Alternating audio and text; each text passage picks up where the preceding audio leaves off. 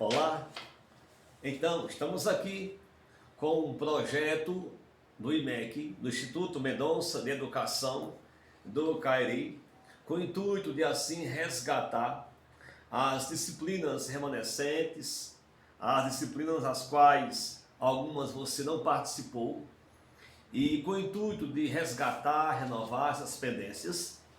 Faremos agora um aulão, uma retrospectiva das cadeiras e assim abordar de maneira sutil, clara, uma linguagem objetiva, ficar por dentro, poder assim dignamente concluir o teu curso de especialização, pós-graduação junto ao IMEC em Neuropsicopedagogia Clínica. Curso esse, o qual vai te dar direito, assim munido, recheado de conhecimento, tecnicamente, de maneira científica, a trabalhar com os alunos em sala de aula ou em outras instituições, crianças, adolescentes, jovens, adultos, e por que não dizer assim, até a terceira idade. Porque as disciplinas, a ciência e o tipo de mecanismo que você vai usar no dia a dia, no cotidiano, será de grande valia para poder tirar bom proveito, mediante análise, mediante investigação clínica, intervenção, mediante diagnóstico, laudo. Você, profissional neuropsicopedagogo, vai estar munido, já está preparado para essa grande missão em sala de aula, super preparado. Eu sou o professor Eugênio e vou abordar hoje um compêndio, vou abordar hoje de maneira sintética para você, aluno, aluna, professor, professora, as seguintes disciplinas com os seguintes tópicos, são elas: base neurológica, bases neurológicas da aprendizagem. Logo mais tem neuropsicopedagogia, neuropsicologia, neurofisiologia, transtornos globais e TDAH, e avaliação técnica e intervenção neuropsicopedagógica, clínica e institucional. Essas são as pautas deste aulão, o qual o MEC promove em teu favor, a fim de que possa favorecer o seu aprendizado e assim terminar o teu curso, tá bom? Então, bem-vindo, bem-vinda a esta aula, onde aqui já vou começar a fazer as abordagens técnicas pedagógicas. Vamos então começar pelas bases neurológicas da aprendizagem. O que seriam essas bases neurológicas da aprendizagem? Vale salientar que o ser humano é feito totalmente sobre subdivisões. E essas subdivisões, cada uma assume uma responsabilidade psico-neuromotora, racional, irracional, cefálico, fisiológico. Enfim, o corpo humano ele é totalmente formado por subdivisões, como também dentro de uma percepção teórica do psique. Vale salientar que essas bases neurológicas, elas não só têm fases, como também têm subdivisões. É fundamental entender que o cérebro, ele se modifica em contato com o meio durante a vida. Durante todo o nosso tempo de vida, as modificações acontecem, elas vão mudando.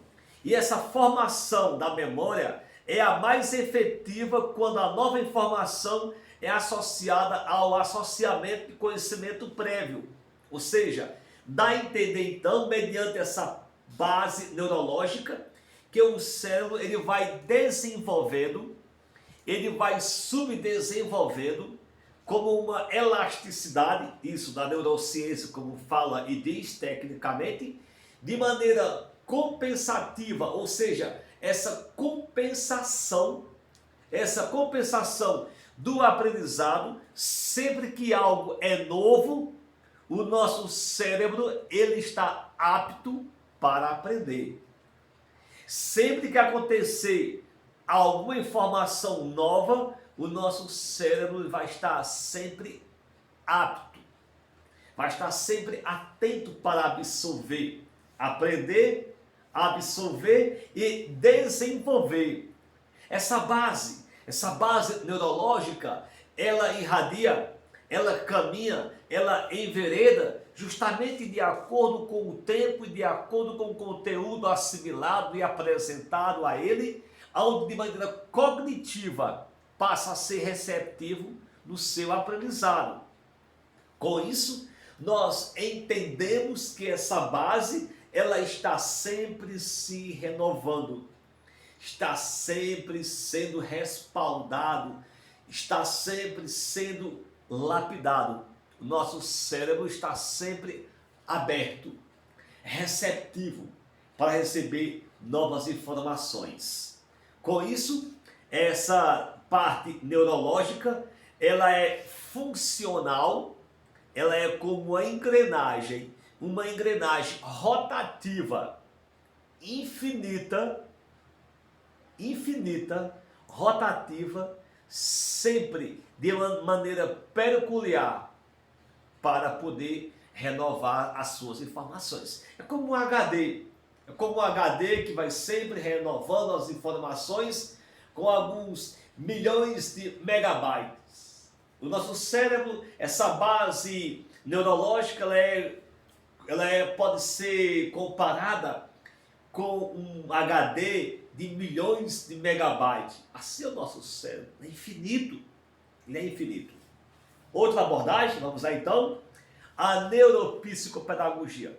Pessoal, vocês estão concluindo uma especialização em neuropsicopedagogia clínica institucional. O que seria de fato?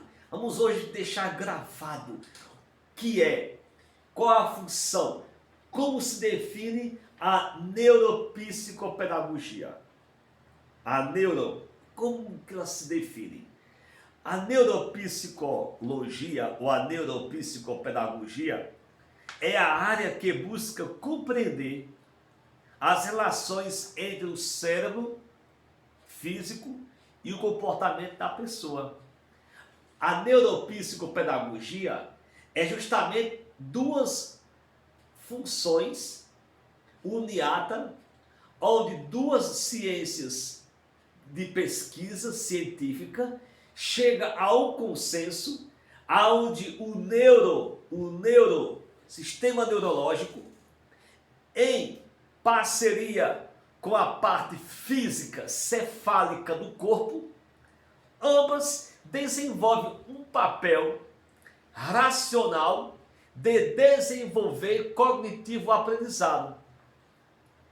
A neuropsicopedagogia, ela é a área da ciência que vai pesquisar, estudar, identificar, ver a sua funcionalidade de ambos, a parte neural, neurocognitivo e a parte física, córtex, parte cefálica, oxigênio, pulsão oxigênio, sistêmico global ocular, tudo que se diz respeito à parte cefálica.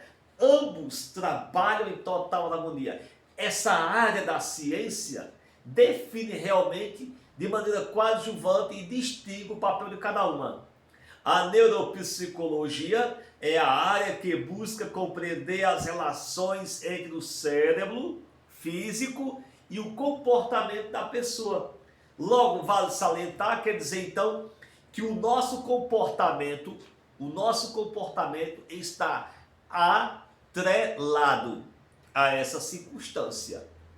Está atrelado às circunstâncias do nosso corpo, do nosso o nosso comportamento, nossa ansiedade, nosso medo, nossa angústia, nossa valentia, nossa preguiça, nossa paixão, nosso desânimo, aquilo que é realmente teórico do sentimento está associado ao cérebro. E essa dualidade, essa junção, de maneira científica, tem um papel específico, individual, cada uma. Por isso que a ciência, a neuropsicologia, ela tem esse papel importante de compreender. Em seu início, a neuropsicologia era um estudo apenas da associação entre as lesões cerebral e os defeitos psicológicos. Já não é mais. Ela vai além. Hoje é uma ciência que vai além. Inclusive, é daí que a neuropsicologia ela é realmente fruto da parceria da neurociência, onde foi destacado aqui nessa aula, e vai ser em outras, o aspecto da elasticidade do cérebro, ou seja, a infinitude do conhecimento. Porém, hoje, esta ciência possui metodologias refinadas de marcos teóricos a fim de aprender e entender como a mente funciona e como se influencia de maneira muito ampla, ou seja, é uma ciência que explica e faz com que a compreensão da inteligência comportamental e as suas ações sejam definidas através de dois aspectos, neuro e a psicologia comportamental. Tá bom então? Vamos lá então à área da neuropsicologia. No campo do estudo da neuropsicopedagogia, esse campo de pesquisa e área de atuação é a escola, as instituições, escolas, orfanato, hospital, creche, clínica, instituto, ou seja, há uma gama extensa, um leque de opções de funções trabalhistas. Próximo então, vamos então partir aqui para a nossa próxima pauta do nosso aulão. Vamos aqui apresentar então a neuropsicopedagogia no contexto neurológico clínico, tá? Esse contexto de pesquisa acerca da linguagem, Por quê, pessoal? Quando se fala em neurociência da linguagem, próxima pauta, neurolinguagem da ciência, ou ciência da neurolinguagem, dá a entender que o aspecto da fala, o aspecto da interpretação, da alfabetização, há uma interligação íntima de compreensão neural. As cores, diâmetro, espessura, frente, verso, fundo, raso. Essa compreensão neural linguística através da fala, o palpar, que chamamos de tato, através da linguagem subscrita do pensamento, olfato, visual, auditivo, faz com que aconteça um conjunto de interpretação, gerando uma linguagem. A neurociência, ela junta todos esses aspectos de base de compreensão e faz com que essa linguagem interpretativa aconteça de maneira clara e definida. Por isso, a neurociência da linguagem, ela vai definir, criar formato, uma vez que a compreensão racional, neural, toma conhecimento do seu formato, criando como quem um design, um aspecto. É daí que nós compreendemos de onde vem tudo isso. Aquilo que nós enxergamos. Alguém me disse uma vez, as cores não existem, as cores é um pensamento nosso. Não, as cores existem, os nomes existem. E essa linguagem é o primeiro aspecto forte de entendimento das coisas. A linguagem corporal, assim como ela existe, a linguagem também, através de um sistema neural compreendido, ao ser humano, eu e você, fazemos uma comunicação global. Vamos lá então Professor, e como que isso funciona?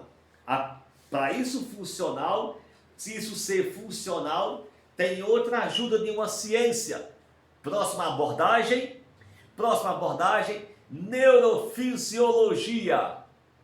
Para tudo isso funcionar, pessoal, para poder a inteligência, o cognitivo funcionar, essa parte psicomotora ela funcionar, para poder realmente eu entender o tempo, a hora, a temperatura, ações, fixações, sonhos, comportamento, interpretação, disfunções, transtorno, tudo isso está englobado no comportamento, nas ações humanas, na linguagem humana.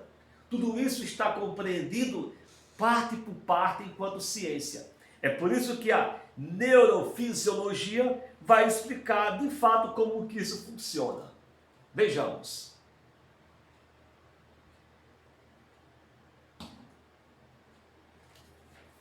A ciência chamada neurofisiologia é a ciência que vai estudar o tratado neurológico, ou seja, a neurofisiologia clínica é um dos ramos da neurologia que estuda o sistema nervoso.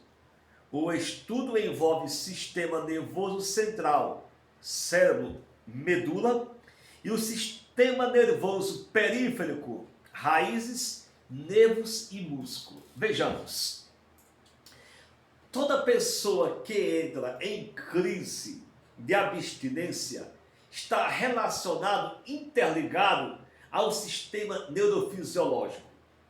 Os ataques epiléticos, os ataques, crises neurotransmissor neural, aonde existem os choques, as técnicas, descargas, até porque o nosso corpo ele dá sempre descarga. Durante o dia, nós damos várias descargas no nosso corpo.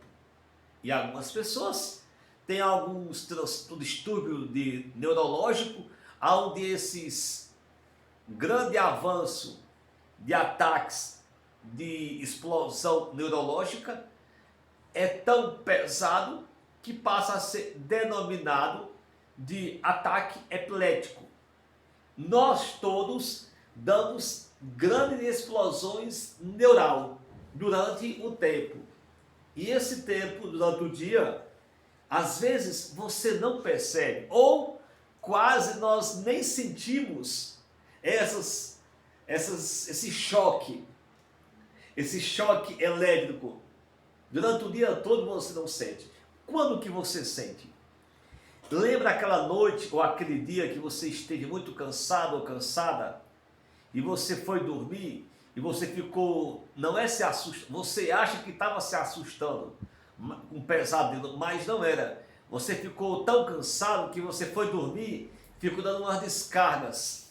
Você está dormindo, tentando dormir, mas de vez em quando você dá uma descarga assim elétrica, você se acorda assustado. Ali são realmente as descargas constantes, mediante o estado psicológico, emocional do indivíduo, essas descargas serão mais frequentes. Porém, alguns têm mais descargas fisiológicas descontroladas, que é depois tratado de maneira farmacológica com o psiquiatra ou o médico, onde passa um medicamento como o Gardenal famoso, o carbamazepina ou o Gardenal, que vão conter as descargas elétricas. Então, a neurofisiologia vai estudar, é um ramo da ciência que estuda o comportamento dos nervos. Estuda, realmente vai fundo e faz com que descubra por que esses nervos, o sistema neural não está bem.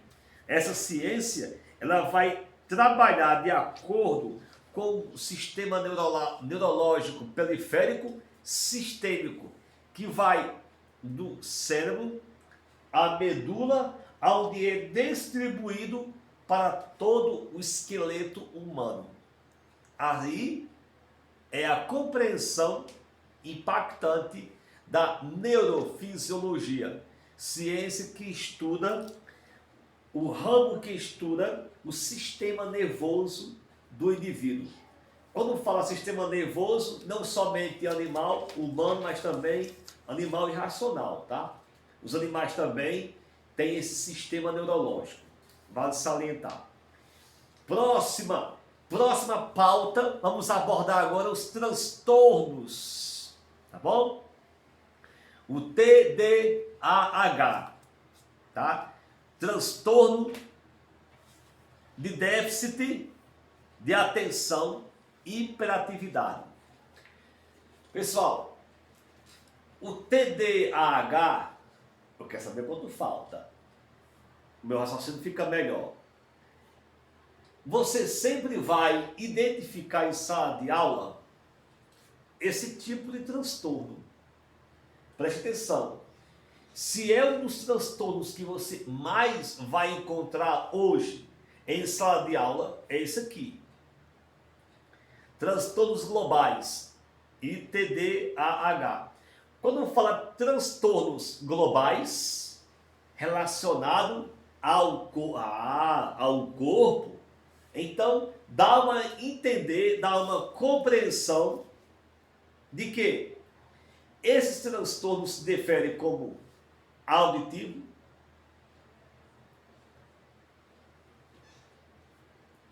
visão, como também algumas deficiências físicas. Esses transtornos globais e, de maneira específica, déficit de atenção e hiperatividade, esse transtorno, eles serão encontrados em sala de aula e vai requerer de você uma total capacidade, como também uma sensibilidade para poder conter essa situação. Ou seja, como você vai encontrar esses casos clínicos e diagnosticar, você vai ter que criar subsídios, aparatos, ferramentas capazes de acompanhar esse aluno. Você vai ter que criar aparatos, você vai ter que criar ferramentas, você vai ter que criar meios, você vai ter que criar muito mais do que o seu pensamento subjetivo, você vai ter que criar uma articulação. Porque esse transtorno, ele hoje é muito comum em sala de aula nas crianças. E isso tem passado de maneira despercebida. Ou, então, é visto, muitas vezes, pela não experiência científica, alguns professores querem dizer que a criança é muito desatenciosa, ou que a criança não quer nada na vida. Isso já foi muito usado antigamente, hoje nem tanto, mas muitas vezes é visto, é mal interpretado, ainda é mal interpretado, muitas vezes, como a criança que não quer nada na vida, como a criança que não quer nada com os estudos, é como a criança bagunceira. O aluno realmente desprezante é o aluno que realmente não quer nada em relação aos estudos. Essa interpretação errônea, ignorante, tem, infelizmente, no decorrer da história da educação, isso tem bagunçado, isso tem causado grande prejuízo em muitas crianças, em não ter aprendido, porque o seu problema não foi identificado, tecnicamente diagnosticado e depois passado por um acompanhamento específico. Por isso você, professor, você neuro, vai ficar atento. O TDAH é uma condição crônica apresentada por milhões de crianças. É comum que ele se mantenha até a idade adulta. Olha aí, para você que não sabia, o TDAH, ele se mantém até a fase adulta, viu?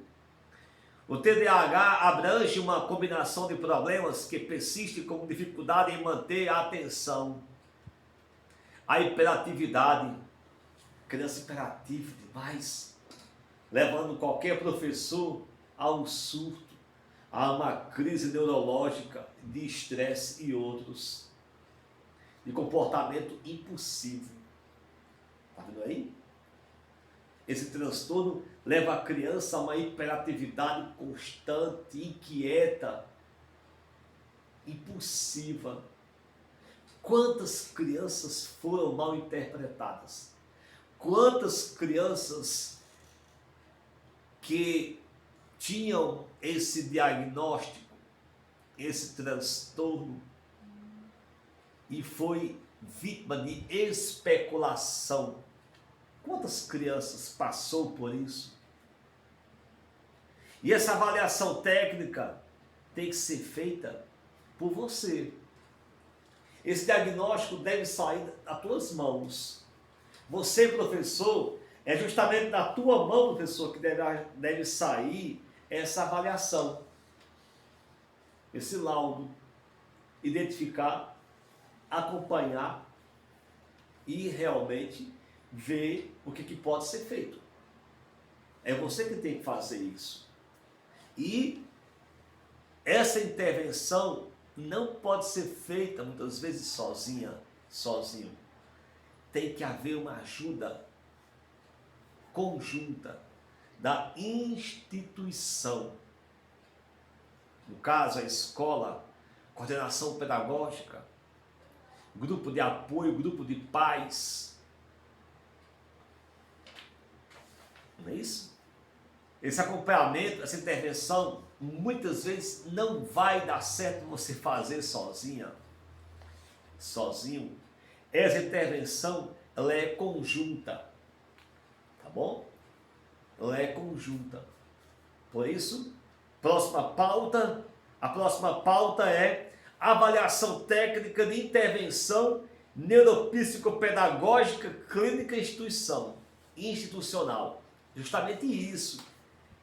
Essa intervenção deve ser feita de maneira muito delicada e vale você pedir ajuda. Essa colaboração tem que ser conjunta. É o que falta? Então essa colaboração deve ser conjunta.